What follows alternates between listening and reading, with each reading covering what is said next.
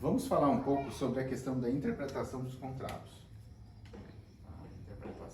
Onde é que está essa interpretação dos contratos? Bom, artigo 112 vai falar sobre a interpretação do negócio jurídico, 113, 114 também. Princípio da boa-fé objetiva também vai regulamentar essa questão. Princípio da preservação do negócio jurídico, né? E como que é regulamentada essa interpretação dos contratos? Bom, a regra principal é que num contrato, se ele for oneroso, aí você vai fazer a observação mais estrita. Agora, se ele for um contrato gratuito, aí não tem como observar tanto essa questão da interpretação contratual nesse caso. Vou dar um exemplo aqui para vocês. Se for um contrato de compra e venda, você pode alegar um vício, tá? Pode alegar um vício de consentimento, pode alegar um vício redivitório. Vou exemplificar. Está com o motor fundido o veículo, o que você vai fazer? Você vai reclamar daquele vício. Você pode desfazer aquele negócio, ou você pode ainda pedir um abatimento daquele negócio jurídico. Agora, num contrato de doação, em que você ganhou, por exemplo, um veículo, aí fica difícil você reclamar de vício redivitório que o motor estava fundido, porque ele é gratuito. Então, essa é uma interpretação que a gente tem dos contratos. O que mais? Num contrato de adesão, ela, se tiver ambiguidade, contradição, tiver confusa a redação, ela deve ser interpretada da melhor forma para aquela pessoa que é aderente. O que mais que nós temos? Nós temos aqui também a figura da interpretação ontológica. O que é isso? Então imaginem vocês que é uma situação que uma pessoa entrou com uma ação de indenização ou de reparação de danos. O que ela é? Ela é um consumidor. Como que eu sei que é um consumidor e não uma relação do Código Civil?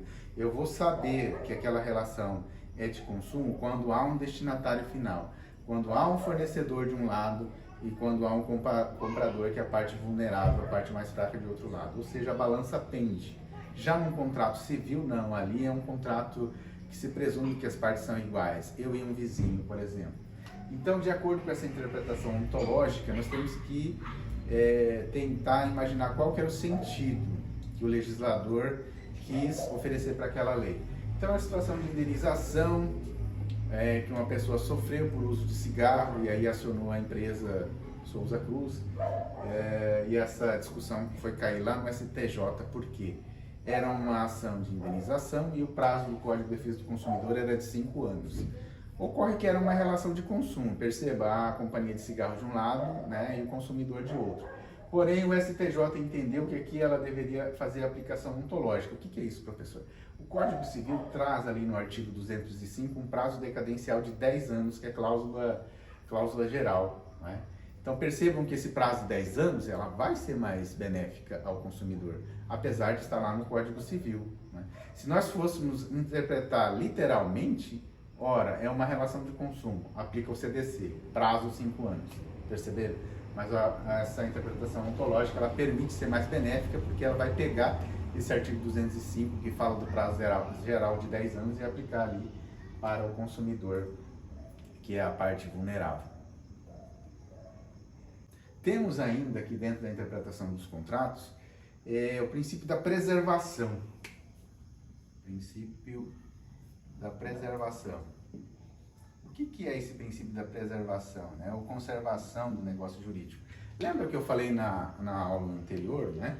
Que se há um contrato onde uma cláusula é leonina, ou seja, traz um enriquecimento ilícito para somente uma das partes, traz benefício somente para o vendedor, por exemplo, o que acontece? Você vai anular o contrato inteiro de acordo com esse princípio da preservação? Não, você anula somente aquela cláusula que está sendo trazendo benefício somente para uma das partes.